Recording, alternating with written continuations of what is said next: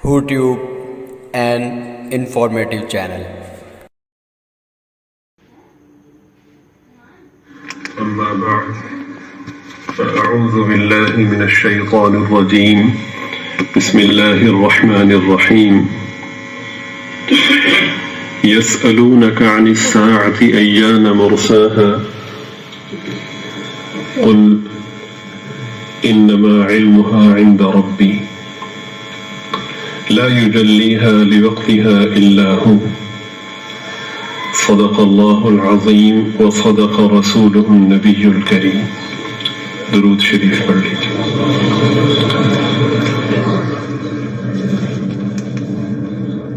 یاد کے حوالے سے ہماری گفتگو کا سلسلہ چل رہا ہے. ایک مومن کے لیے اس بات پر یقین رکھنا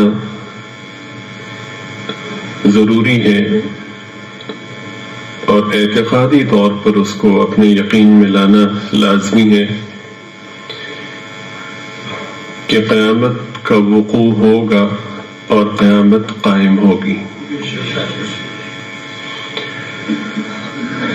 نماز کی ہر رکعت میں ہم اس کا تذکرہ کرنے کے پابند ہیں.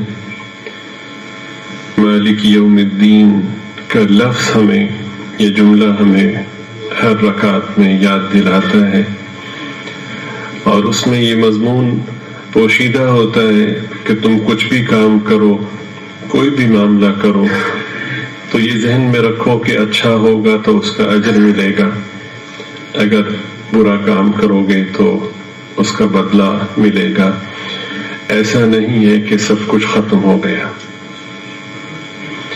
وہ بدلے کا دن ہے.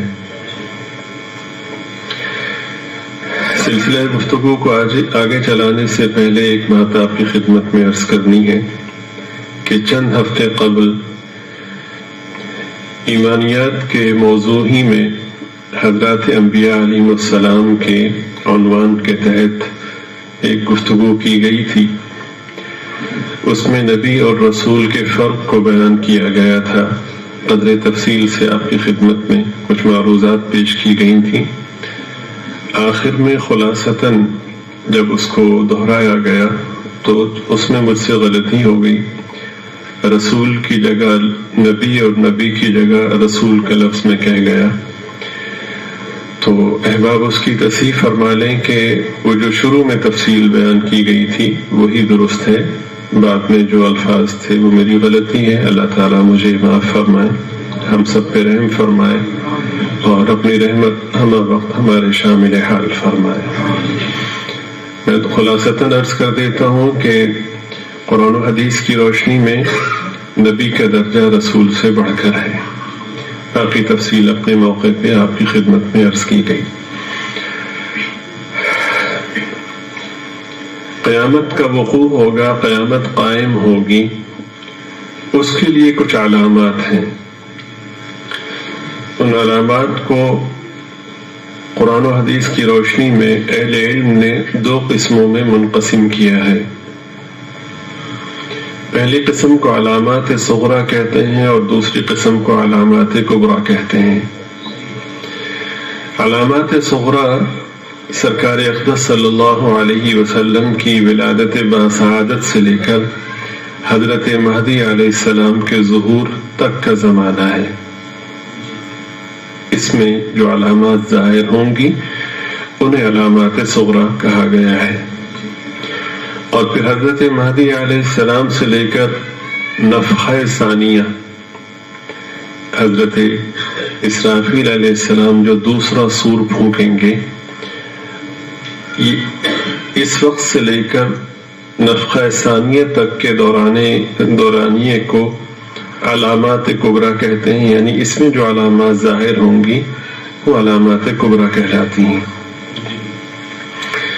علامات صغرا میں جیسا کہ عرض کیا گیا، سرکار اقدس صلی اللہ علیہ وسلم کی ولادت باسعادت سے لے کر حضرت مہدی علیہ السلام کے ظہور تک کا زمانہ ہے. سرکار اقدس صلی اللہ علیہ وسلم کو پہلی کتب میں، کتب سماویہ میں نبی الساعہ بھی کہا گیا ہے. یعنی وہ نبی کہ جن کے بعد کوئی نبی نہیں آئے گا اور ان کے بعد جو مرحلہ ہوگا وہ قیامت کا ہوگا، یا اس کو دوسرے الفاظ میں یوں سمجھیں کہ ان سے لے کر قیامت تک کوئی نبی نہیں آئے گا۔ تو نبی الساعہ کے الفاظ سرکار دو عالم صلی اللہ علیہ وسلم کے لیے پچھلی کتب میں استعمال کیے گئے ہیں۔ پھر جو باقی جو علامات صغریٰ کی کچھ قدر تفصیل ہے وہ آپ کی خدمت میں عرض کی جاتی ہے۔ اللہ تعالیٰ کہنے سننے میں اخلاص نصیب فرمائے۔ احادیث مبارکہ کی روشنی میں یہ فرمایا گیا کہ ان علامات میں سے ایک علامت یہ ہے کہ اولاد نافرمان ہونے لگے گی، یعنی یہ چیز بکثرت ہو جائے گی، عام ہو جائے گی، یہاں تک کہ اولاد میں بیٹوں کے بارے میں تو اندیشہ ہوتا ہے کہ وہ سرکشی اور نافرمانی کی طرف متوجہ ہوتے ہیں، لیکن بیٹیوں کے بارے میں اور بالخصوص بیٹی ماں کی نافرمان ہو اس کا تو تصور ہی نہیں ہوتا۔ لیکن علامات قیامت میں سے یہ ہے کہ اولاد نافرمان ہونے لگے گی، حتیٰ کہ بیٹیاں ماں کی نافرمان ہونے لگیں گی۔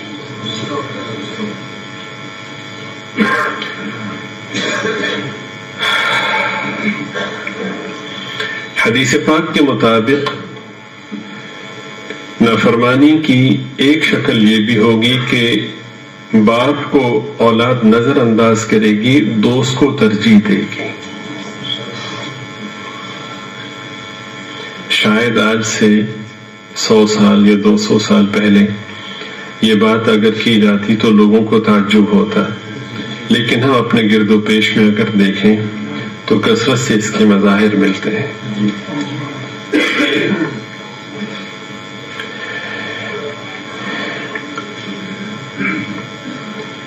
حدیث پاک کی روشنی میں یا احادیث مبارکہ کی روشنی میں علامات میں سے یہ بھی علامت بیان کی گئی ہے کہ علم اٹھ جائے گا، جہالت عام ہو جائے گی۔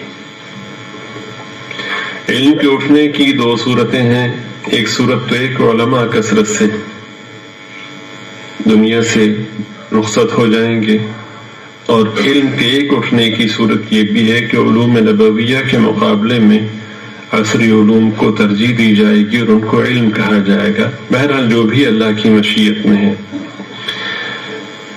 اسی طرح جو علامات قیامت ہیں ان میں سے ایک اور علامت ہے جو بہت بڑا لمحہ فکریہ ہے دینی شناخت رکھنے والے حضرات کے لیے، کہ لوگ دین کا علم تو حاصل کریں گے لیکن دین کا علم دنیا کے لیے حاصل کریں گے۔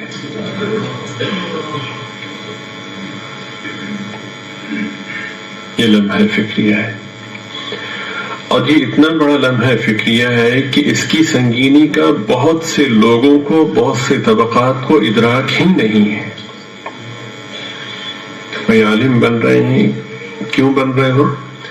عالم بن کے کہیں پروفیسر لگ جائیں گے، اچھی تنخواہ ملے گی، کہیں لیکچرر لگ جائیں گے، مناسب سیلری ملے گی، امام بن جائیں گے، فلاں مسجد میں امام بنیں گے، وہاں پہ تنخواہ اچھی ملے گی، فلاں جگہ خطیب لگ جائیں گے، وہاں پہ اچھی سوسائٹی، وہاں پہ اچھی تنخواہ ملے گی۔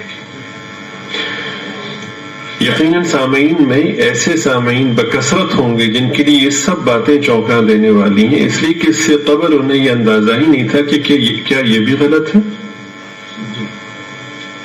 اچھی طرح میں سمجھ لیجیے کہ دین کی خدمت خالصتاً اللہ کے لیے ہوتی ہے اور ہونی چاہیے، چونکہ علماء انبیاء علیہ السلام کے وارث ہیں، اور یہ جو وراثت ہے یہ روحانی وراثت ہے، یعنی جو صفات اور جو محاسن انبیاء علیہ السلام نے اختیار فرمائے، ان کے ورثاء کو چاہیے کہ انہی محاسن کو اختیار کریں۔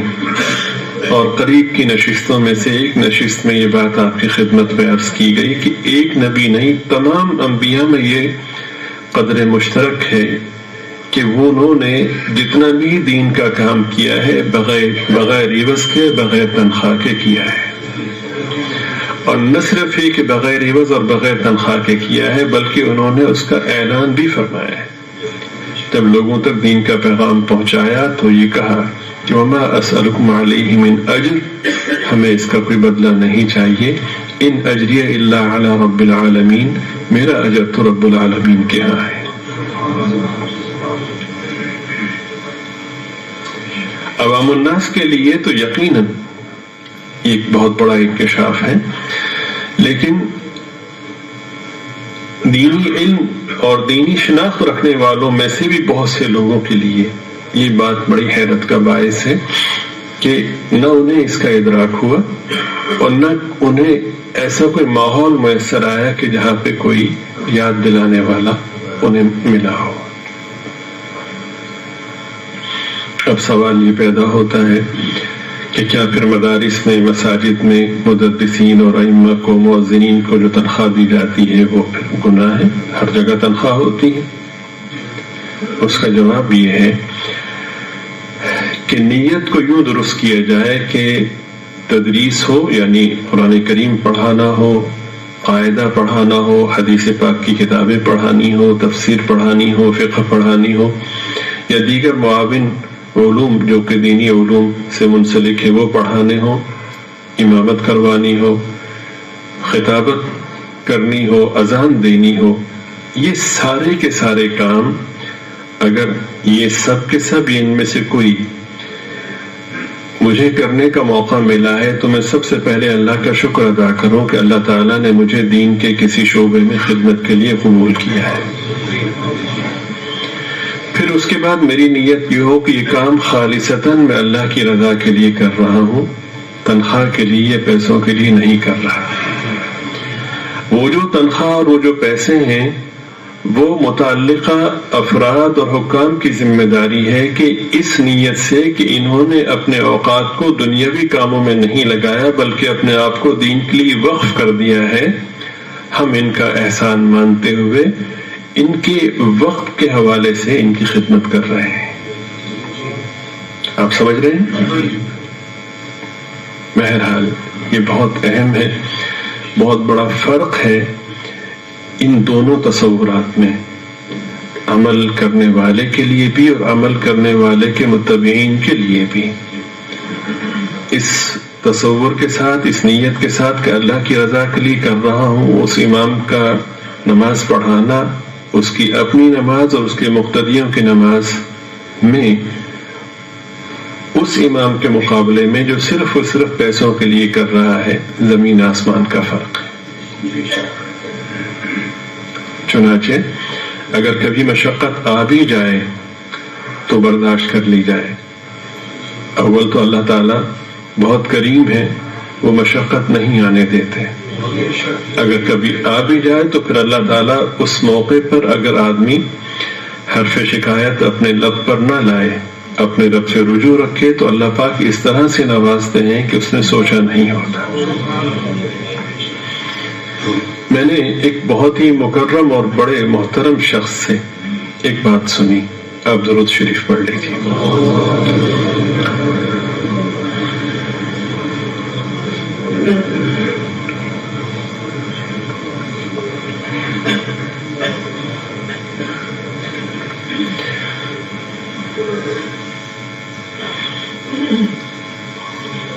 اس بات کو عرض کرنے سے پہلے میں مثال کے طور پر آپ کی خدمت میں عرض کرتا ہوں کہ جہاں تک میری معلومات ہیں، راغبن مرکز میں الحمدللہ میں نے حفظ کیا ہے، الحمدللہ یہاں پہ شعبہ حفظ اور شعبہ کتب کا باقاعدہ سلسلہ ہے۔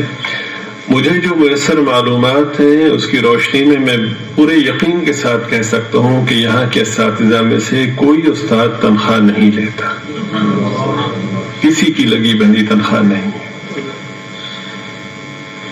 جامعۃ الرشید کے بارے میں حضرت مولانا مفتی عبدالرحیم صاحب دامت برکاتہم سے میں نے خود سنا، کئی سال پہلے کی بات ہے، کہ ہمارے ہاں کسی کی تنخواہ مقرر نہیں ہے۔ اس وقت تک کی صورتحال یہ تھی، اب کیا صورتحال ہے وہ میرے علم میں نہیں ہے، لیکن بہرحال گمان یہی ہے۔ تو اگلا سوال یہ پیدا ہوتا ہے کہ پھر کیا ترتیب بنتی ہے؟ اب اس کی شکل یہ ہے کہ جو سرپرست ہیں وہ اللہ پاک نے جو وسائل مہیا فرمائے ہیں اپنی دانش میں احباب کا، معاونین کا، مدرسین کا خیال کرتے ہوئے وہ پھر اپنی ثوابدید کے مطابق ان کی خدمت کی ترتیب کو اختیار کرتے ہیں۔ بہرحال یہ ایک بڑا اہم موضوع ہے۔ تو میں نے آپ کی خدمت میں عرض کیا کہ اول تو اللہ پاک کی طرف سے تنگی اور مشقت نہیں آتی دین کا کام کرنے والوں پر، یعنی ایسی کہ جو ان کے لیے جس کا برداشت کرنا ناممکن ہو یا بہت مشکل ہو، اس لیے کہ لا یکلف اللہ نفسا الا وسعها۔ اگر کبھی ایسا ہو جائے اور آدمی اللہ کے لیے برداشت کر لے، تو میں نے ایک بہت ہی مکرم شخص سے ایک بات سنی اور انہوں نے میرے والد صاحب رحمۃ اللہ علیہ کے حوالے سے بات مجھے سنائی۔ انہوں نے کہا کہ حضرت نے فرمایا کہ اگر کوئی شخص ایک رات کا فاقہ اللہ کے لیے کر لے، اللہ پاک کی طرف سے کچھ ایسی آزمائش آئے کہ اس کو فاقہ کرنا پڑے اور وہ کسی کے سامنے اس کا اظہار نہ کرے، ایک رات اللہ کے لیے بھوک برداشت کر لے، تو اللہ پاک اس کی 7 نسلوں سے بھوک کو ختم کر دیتے ہیں۔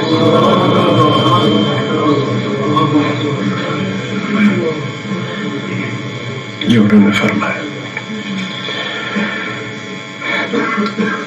ملے گا تو دونوں صورتوں میں، اگر تنخواہ کی نیت سے کریں گے تو بھی ملے گا، اور اگر اللہ کی رضا کی نیت سے کریں گے تو بھی ملے گا، لیکن فرق ہے دونوں میں زمین آسمان کا۔ اللہ کی رضا کی نیت سے جو ملے گا وہ اس سے کہیں عمدہ ہوگا اور اس سے کہیں زیادہ ہوگا، اور اس کے ثمرات بہت اعلیٰ درجے کے ہوں گے، اس کی برکات بہت زیادہ ہوں گی۔ ایک صاحب نے بڑی خوبصورت بات سنائی اور بڑی کمال کی بات کہ کمشنر صاحب ایک مدرسے میں گئے، بڑے غصے میں تھے، اور جا کر وہاں کے جو محتمم صاحب تھے ان سے جا کر کے بڑی تلخی سے پوچھا کہ تمہارے پاس یہ جو مدرسے میں طلبہ پڑھتے ہیں، اساتذہ پڑھاتے ہیں، ان کا خرچہ کہاں سے کرتے ہو؟ تو انہوں نے کہا کہ اللہ پاک دیتے ہیں۔ اب جیسے برکت کا ترجمہ انگریزی میں نہیں ہے، ان کو پتہ ہی نہیں کہ برکت کیا ہوتی، وہ جیسے ہم سے انگریزی کے الفاظ ادا نہیں ہوتے تو الحمدللہ ہمیں کوئی اس پہ ملال اور شرمندگی نہیں ہوتی، اس پہ شرمندگی ہوتی ہے کہ عربی کے کوئی لفظ ہم سے کیوں نہیں ادا ہو رہا، اس لیے کہ عربی زبان میرے نبی کی زبان ہے، عربی زبان اللہ تعالیٰ کے پاک کلام کی زبان ہے، عربی زبان جنتیوں کی زبان ہے، اس پہ شرمندگی ہوتی اور ہونی چاہیے۔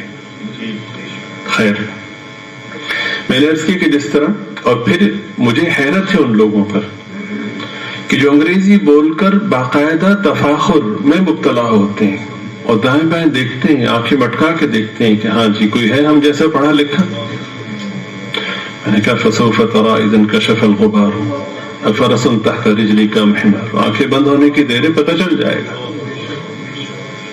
جی،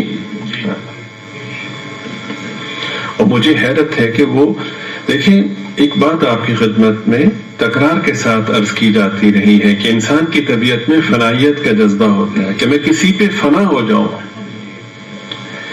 اور یہ جذبہ اللہ تعالیٰ نے اپنے لیے اور اپنے حبیب پاک صلی اللہ علیہ وسلم کے لیے رکھا ہے، اور اگر آدمی یہاں پہ اس کو اختیار نہیں کرتا تو کہیں نہ کہیں تو کرتا ہے۔ چنانچہ مغرب میں، یورپ اور امریکہ کی محبت میں اتنے فنا ہیں کہ ان کے لب و لہجے کو ہم اعزاز سمجھتے ہیں، وقار کی علامت سمجھتے ہیں، ان کے لباس کو وقار کی علامت سمجھتے ہیں، ٹخنوں سے اونچی شلوار کو ہم عیب سمجھتے ہیں، پھٹی ہوئی پینٹ کو ہم فخر کا باعث سمجھتے ہیں۔ اس کا نخرہ دیکھنے والا ہوتا ہے جس نے پھٹی ہوئی پینٹ دھاگے نکلے ہوئے۔ تسلسل سے بغیر رکاوٹ کی گفتگو ایک خوبی ہے، لیکن جو کہ انگریز ہکلا کے بولتا ہے، تو ہم نے بہت سے مقامی لوگوں کو دیکھا ہے کہ وہ ہکلا کے بولنے کو فخر سمجھتے ہیں، اور بہت سے لوگ، کمال ہو گیا، وہ عیب کو فخر کے طور پہ بیان کرتے ہیں، اور اپنے بچوں کو، یہ بچے جو ہے نا، ان کی اردو اتنی اچھی نہیں ہے، ان کی انگریزی بہت اچھی، بھئی یہ کوئی خوبی کی بات ہے؟ چلو عربی تو تمہارے مقدر میں نہیں ہے، تمہیں اپنی قومی زبان بھی نہیں آتی، کس چیز پہ فخر ہے تمہیں؟ بڑی پھر دوسروں کو گھٹیا سمجھنا، یعنی وہ حقلانہ خوبی بن گئی اور رواں گفتگو وہ عیب بن گئی. تمہاری زلف میں پہنچی تو حسن کہلائی، وہ تیرگی جو میرے نامہ سیاہ میں تھی. تو یہ حسن کا خالق نے یہ طے کیا ہے کہ سب سے بڑے حسین اور سب سے اعلیٰ اور سب سے اکمل و اشرف جناب رسول پاک صلی اللہ علیہ وسلم، ان کی زبان سب سے اعلیٰ زبان، ان کی گفتگو سب سے عمدہ گفتگو، ان کا لباس سب سے اعلیٰ لباس، ان کے چلنے کا انداز سب سے افضل اور سب سے بہتر انداز، ان کا بیٹھنا سب سے بہتر ہے، ان کا قیام سب سے خوبصورت قیام، ان کی ہر ادا حسن کا اعلیٰ ترین ایک معیار ہے، بلند تر معیار ہے. سرکار صاحب معراج ہے، سرکار کی صفات بھی معراج ہے، اور جو معراج چاہے وہ سرکار کی صفات کو اختیار کرے.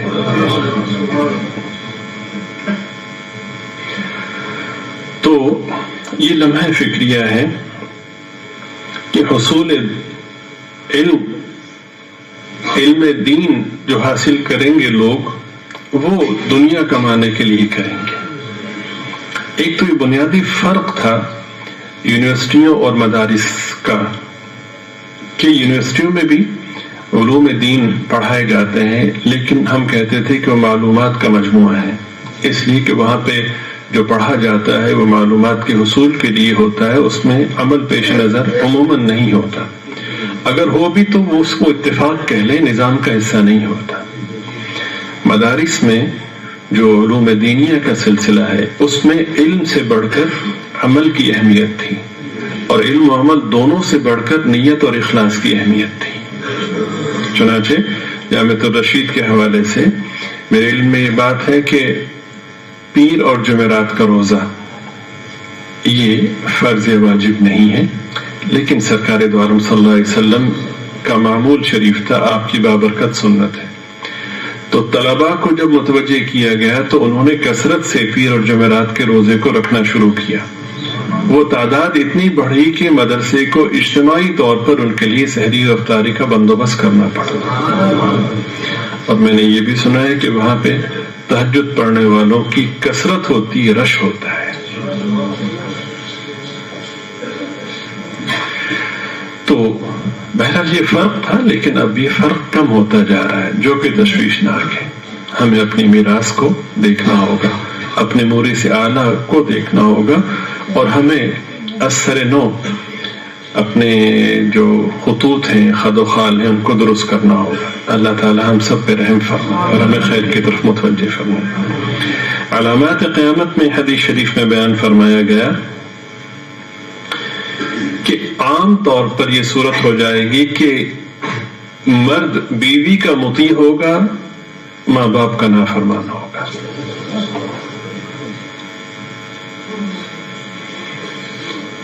میرے خیال میں یہ بھی کوئی اب حیرت کی بات نہیں رہی، گھر گھر یہ باتیں سننے میں آ رہی ہیں. اللہ تعالی رحم فرمائے. اسی طرح فرمایا کہ معاملات، عہدے اور مناصب نااہلوں کے حوالے ہوں گے.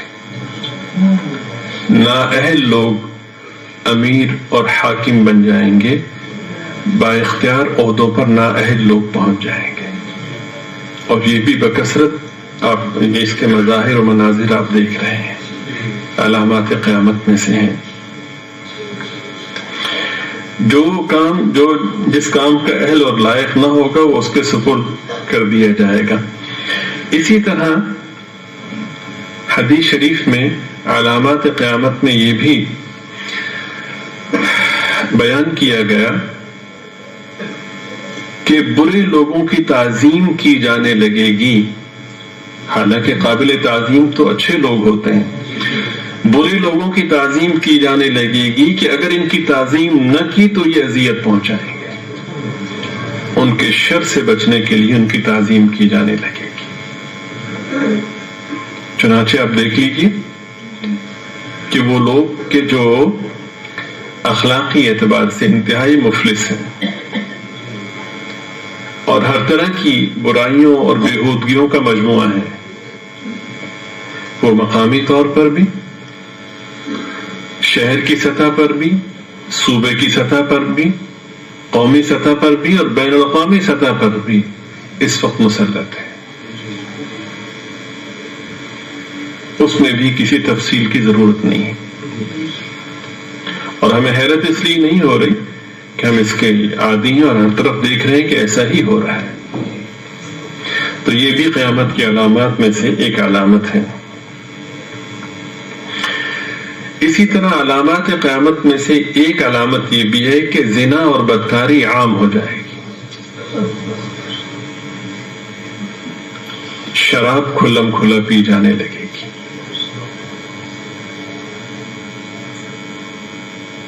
صورتحال یہ ہے کہ اگر کوئی شخص اس پر پریشانی کا اظہار کرتا ہے تو اطراف کے لوگ اس پر پریشانی کا اظہار کرتے ہیں۔ خاص طور پر دنیاوی اعتبار سے جو تعلیمی ادارے ہیں اور جو میڈیا ہے، بظاہر یہ محسوس ہوتا ہے کہ اس کی اس ڈیوٹی ہے اس بات پر کہ وہ برائی کو عام کرنے میں اپنا پورا کردار ادا کرے، اور صرف اتنا ہی نہیں بلکہ برائی کی جو نفرت ہے، برائی کی جو سنگینی ہے، برائی کی جو مذمت والی کیفیت لوگوں کے دلوں میں ہے، اس کو نکال کر لوگوں کے دلوں میں یہ بات بٹھا دی جائے کہ یہ غلط نہیں ہے۔ کبھی ویلنٹائن ڈے کے نام پر اس کے مظاہر سامنے آتے ہیں، کبھی وہ عورت مارچ کے حوالے سے، اور یونیورسٹیوں میں، کالجوں میں تو عام طور پر جو فنکشن ہوتے ہیں وہ آپ کے سامنے ہیں۔ اور حیرت کی بات یہ ہے کہ تسبیحات میں ہے، 5 وقت کا نمازی ہے، ذکر اذکار بھی ہے، صاحب نسبت بھی ہیں، انہی اداروں میں ان کی بیٹیاں پڑھتی ہیں اور اسی ماحول کا حصہ ہیں۔ رقص کی تقریبات ہوں تو بیٹی آگے، گانے کی تقریبات ہوں تو بیٹی آگے، اور فخر کا اظہار کیا جاتا ہے کہ اس پہ گانے کے کمپٹیشن میں بیٹی فرسٹ آئی، یہ سیکنڈ آئی، رقص کے کمپٹیشن میں بیٹی دوسرے نمبر پر آئی، اور اس کو برا نہیں سمجھا جاتا۔ یعنی اچھائی کا تذکرہ کرنے والا پریشان ہوتا ہے کہ میں کہاں پہ ہوں اور کس کے سامنے اچھائی بیان کروں، اور جو برائی کا تذکرہ کرنے والے ہیں وہ سارے کے سارے متفق ہیں اور بڑی ڈٹائی کے ساتھ برائی کرنے والوں کا دفاع کرتے ہیں۔ کہیں پہ کوئی بدبخت جو ہے وہ شراب کو شہد کے نام پر درست قرار دینے کی کوشش کرتا ہے، کہیں پہ شراب کو زیتون کے نام پر، زیتون کے تیل کے نام پر وغیرہ۔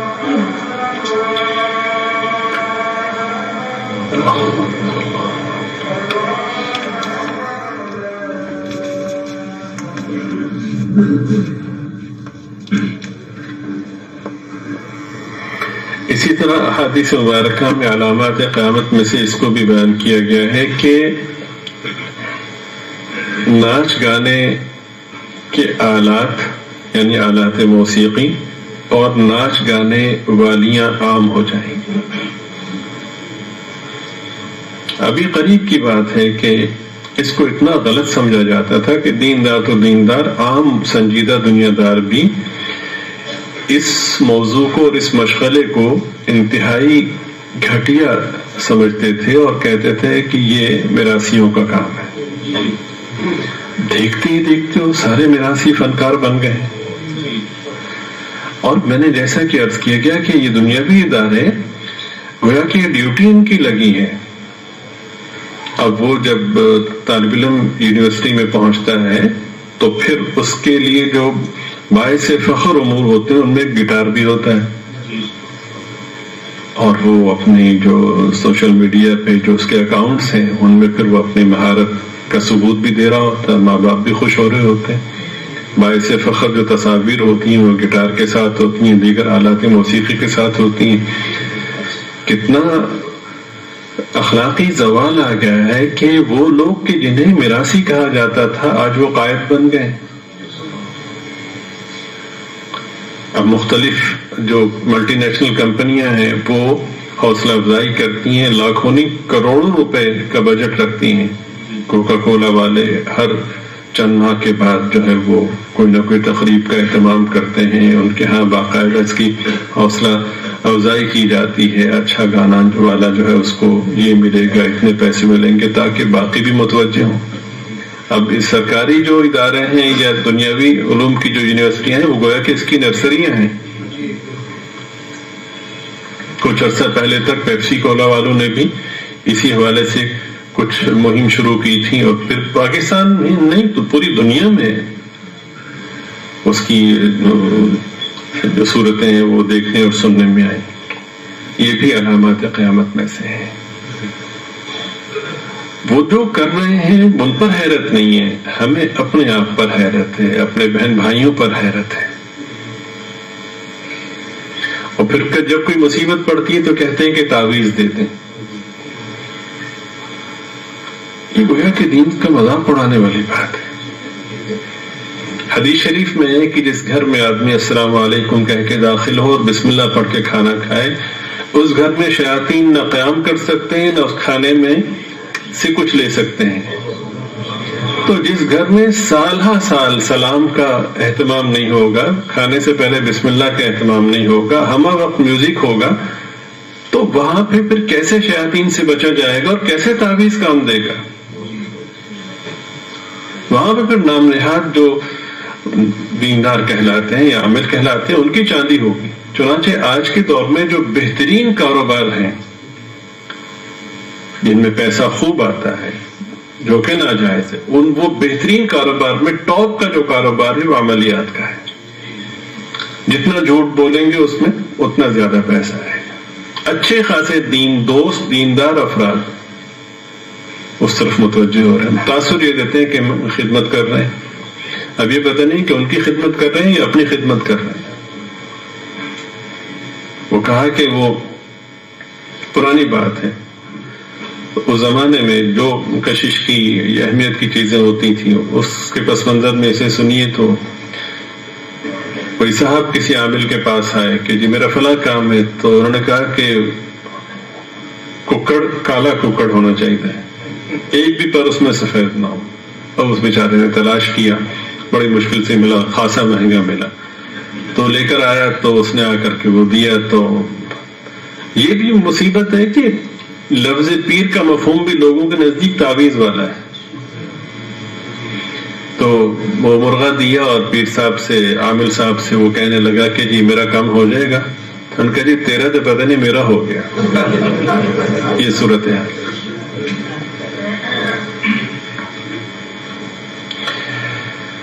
علامات قیامت میں سے یہ بھی ہے کہ اپنے بڑوں کو، آبا و اجداد کو، پچھلے گزرے ہوئے لوگوں کو عموماً برا بھلا کہا جائے گا. حالانکہ فطرت یہ ہے کہ جو اچھے لوگ ہیں، محاسن والے لوگ ہیں، ان کو اچھا کہا جائے. اور اسی طرح شریعت مطہرہ میں جو خوبی مطلوب ہے وہ یہ ہے کہ جو دنیا سے جا چکا اگر وہ اچھا نہیں ہے تب بھی اس کے لیے کوئی آپ برا لفظ نہ کہیں. محاسن کے حوالے سے جب بھی تذکرہ ہو تو اس کا تذکرہ کریں. اس کی خدا نہ خاصہ کوئی خامی بھی ہو تو اس سے رک جائیں. علامات قیامت میں سے یہ بھی ہے کہ جھوٹ عام ہو جائے گا اور جھوٹ کو کمال سمجھا جائے گا. چھوٹا سیاستدان ہو یا بڑا، چھوٹا چودھری ہو یا بڑا، مقامی سطح کا ہو، شہر کی سطح کا ہو، صوبے کی سطح کا ہو، قومی سطح کا ہو، جو بھی ہو، جو جتنا زیادہ جھوٹ بولنا جانتا ہے اس کو اتنا ہی باکمال سمجھا جاتا ہے. اور حیرت کی بات یہ ہے کہ چونکہ اب سوشل میڈیا کے جہاں بہت سے نقصانات ہیں اس میں بعض چیزیں قابل ذکر بھی ہیں کہ وہ تمام چیزیں محفوظ ہو جاتی ہیں. ویسے تو ہم برے کام سے نہیں رکتے، اس ڈر سے روکنے کی کوشش کرتے ہیں کہ لوگوں کو پتہ چل جائے گا، لوگوں کے پاس ثبوت ہوگا. اللہ پاک یہی تو فرماتے ہیں کہ تمہارے سارے ثبوت جمع ہو رہے ہیں.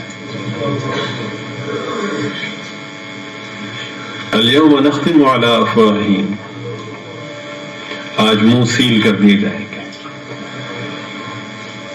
تم تو ابھی بہت پیچھے ہو، جو اللہ کے ہاں جو ترقی مکمل ہو چکی ہے، جو یہ سارے نظام مکمل ہو چکے، تم نے سوچا ہی نہیں ہے ابھی تک. تو یہ سارا ریکارڈ ہو رہا ہے. تو یہاں پہ ویڈیو سے ڈر کے تم اپنے آپ کو بچانے کی کوشش کرتے ہو. جو اللہ کے ہاں بن رہی ہیں ان کا تم کیسے، ان سے کیسے نبرداز نہ ہوگے، اور ہو بھی نہیں سکتے. وَمَا أَنْتُمْ بِمُعْجِزِينَ فِي الْأَرْضِ وَلَا فِي السَّمَاءِ. اور اللہ پاک فرماتے ہیں وَمَا نَحْنُ بِمَسْبُوقِينَ، کیا سمجھتے ہو تم جیت جاؤ گے، آگے نکل جاؤ گے؟ یہ تو ہم نے ڈھیل دی ہوئی ہے. تو جو جتنا جھوٹ بولتا ہے اس کو اتنا ہی کہتے ہیں دیکھا کیا بات ہے، کیا سیاست کی معراج ہے، کیسی بات کی، لا حول ولا قوت الا باللہ. یعنی جھوٹ حیرت کی بات ہے، صراحتاً ایک آدمی جھوٹ بول رہا ہے اور پھر بھی ہم اپنے لیڈروں کے پیچھے بھاگ رہے ہیں. اخلاقیات یا انسانی معیار تو رہا ہی نہیں. بس اب یہ ہے کہ وہ چونکہ اس کا حامی ہے، میں اس کا حامی ہوں، میں نے ہر قیمت میں اسی کا دفاع کرنا ہے.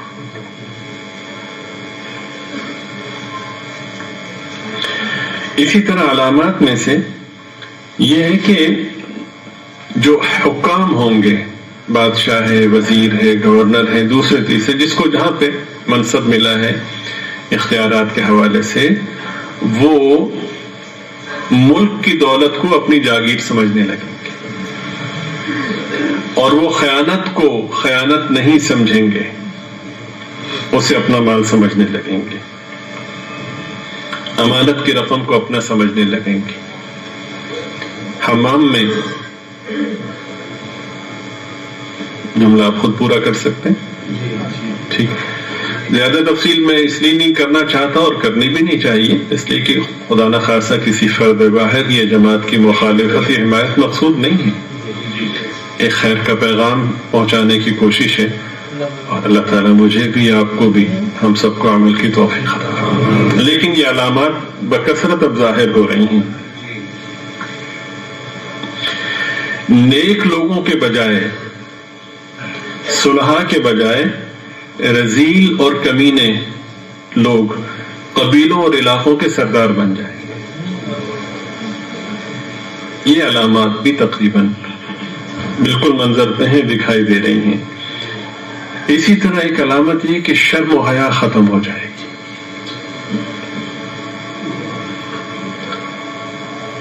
اب اس سے بڑھ کے بے شرمی کیا ہوگی کہ فطرت انسانی، خاص طور پر بہن بیٹیوں کے حوالے سے بہت سے مواقع اور بہت سے ایام ایسے ہوتے ہیں کہ وہ کسی طور پر نہیں چاہتی کہ کسی کے علم میں یہ آئے.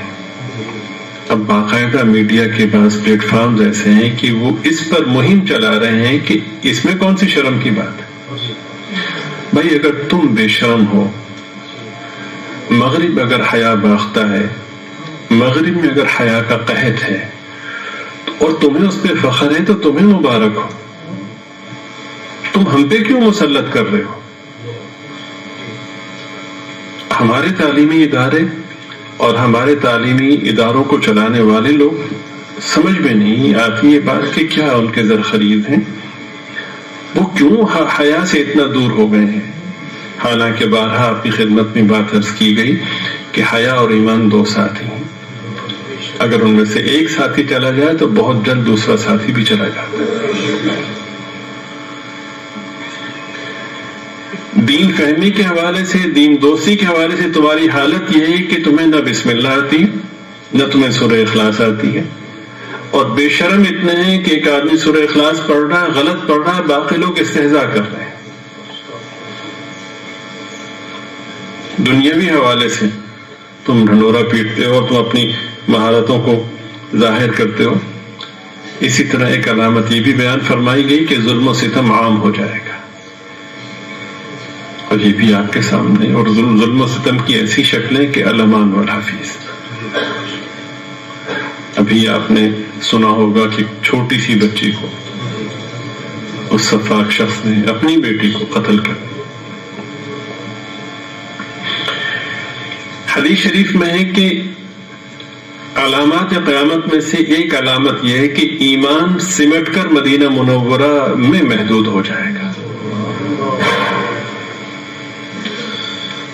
ایک وقت آئے گا ایسا. اور ایک علامت یہ بھی بیان کی گئی کہ زکوٰۃ کو لوگ جرمانہ سمجھنے لگیں گے، تاوان سمجھنے لگیں گے. یعنی محرومی کی انتہا ہے کہ زکوٰۃ سے زیادہ پیسے ٹیکسز کی مد میں کٹ رہے ہیں، اس کی تکلیف نہیں ہو رہی. اس سے کئی گنا رقم بیماریوں پر لگ رہی ہے، اس سے کئی گنا رقم حادثات کے نتیجے میں جو مصیبت آئی ہے اس پر لگ رہی ہے، اس کی تکلیف نہیں ہے. یہ خرچ ہونے والی رقومات کا عشر عشیر بلکہ اس سے بھی کم اللہ تعالیٰ کے حکم کی تعمیل میں تکمیل میں لگ رہا تھا. اور اس پر پھر دنیا اور آخرت میں جملہ امور کی انشورنس تھی، جملہ امور میں حفاظت کی ضمانت تھی. اس طرف متوجہ نہیں ہوا.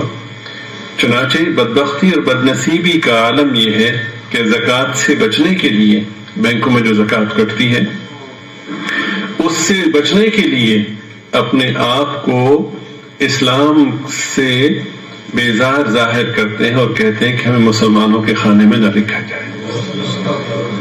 اہل علم فرماتے ہیں کہ اگر وقتی فائدے کے لیے کہا، بے شک وہ دل سے ایسا نہیں سمجھتا تھا، لیکن فرماتے ہیں اس کا خالی ایسا کہنے سے اور ان کو متوجہ کرنے سے کہ ہمارا نام اس میں سے کاٹ دیں، یہ شخص دائرہ اسلام سے خارج ہو جاتا ہے.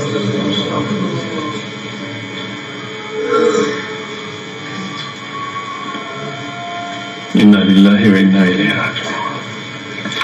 علامات قیامت میں سے یہ بھی ہے کہ عورتوں کی تعداد بڑھ جائے گی، مردوں کی تعداد کم ہو جائے گی، یہاں تک کہ ایک وقت آئے گا کہ 1 اور 50 کا تناسب ہو جائے گا.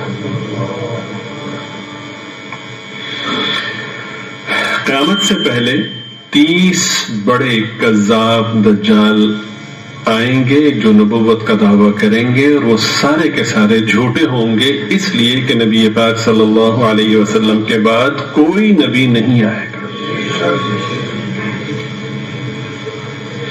علامات قیامت میں سے ایک علامت یہ بھی ہے کہ دریائے فرات جو کہ مشہور دریا ہے وہ سونا ظاہر کرے گا، سونے کا خزانے کی صورت میں ظاہر کرے گا، اور اس پر جنگ ہوگی، اور جنگ میں اتنی ہلاکتیں ہوں گی کہ تناسب یہ ہوگا کہ 1% لوگ بچیں گے، 100 میں سے 1 بچے گا، 99 قتل ہوں گے.